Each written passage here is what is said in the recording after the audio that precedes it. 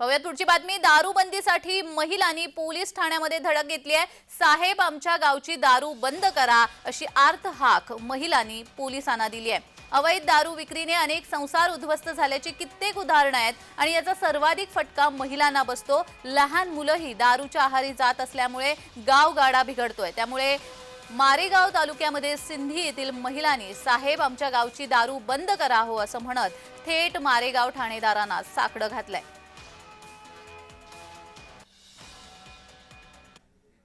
गावामध्ये शांतता भंग होत आहे दारूमुळे।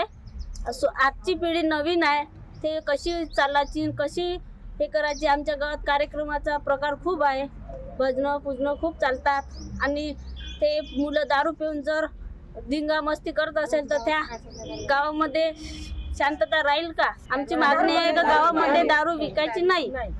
आम्ही प्रेमाने सांगितलं रात्री, तो काही ऐकला नाही, म्हणून इथपर्यंत यावं लागलं। जर नाही ऐकला तर आम्ही समोर चालणार।